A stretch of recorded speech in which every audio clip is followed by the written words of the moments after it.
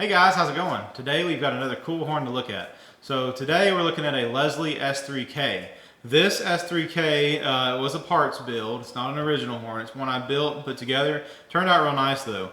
It is an aluminum tabby, and as I said, it's a parts horn, but I have it built pretty close to error correct.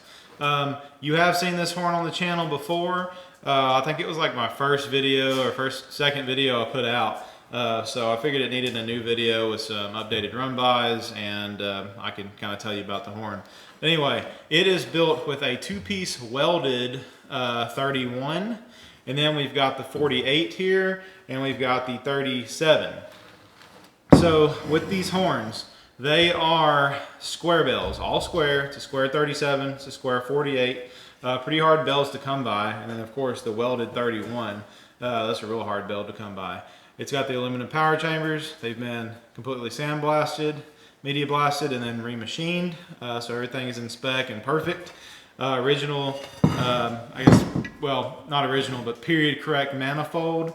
It has your bronze tag on it. And it is a late 50s to early 60s era manifold with the heads, the aluminum. Those came out like 1957 and they ran to like 1967. So this is like a late 50s to 60s horn.